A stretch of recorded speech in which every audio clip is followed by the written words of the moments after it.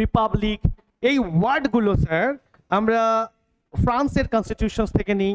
আর এটা এক্সামে 100% আসে যে রিপাবলিক বা প্রজাতান্ত্রিক বা প্রজাতন্ত্র এই ওয়ার্ডটা, এই ইকুয়ালিটি ওয়ার্ডটা, এই ফ্রাটার্নিটি ওয়ার্ডটা, এটা আমরা কোথা থেকে পাই? এটা আমরা পাই স্যার ফ্রান্সের কনস্টিটিউশনস থেকে। নেক্সট, তারপরে আছে দ্য কনস্টিটিউশন অফ ইউএসএসআর, মানে রাশিয়া।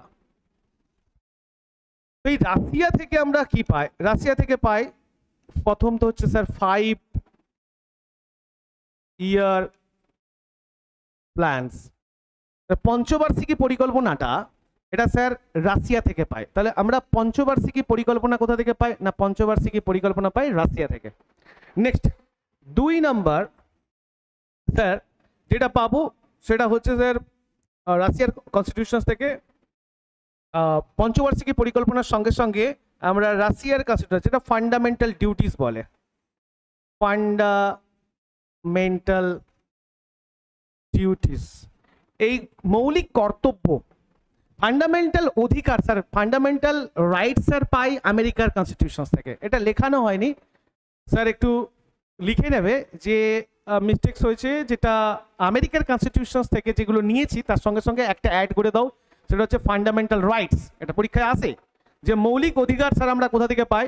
না আমেরিকার কনস্টিটিউশন থেকে। তার কারণ এটা মনে রাখার জন্য একটা বলে দিই স্যার, কোনো দেশের যদি ফান্ডামেন্টাল রাইটসের ওপর প্রবলেমস বা আঘাত হয় তাহলে দেখবে আমেরিকার সৈন্যবাহিনী সেই দেশে ঢুকে পড়ে এবং সেই দেশের যে জনতা আছে, যে জনগণ আছে, তাদেরকে ওই জায়গা থেকে বের করে নিয়ে আসার দায়িত্ব আমেরিকা নিজের কাঁধে বহন করে নেয়।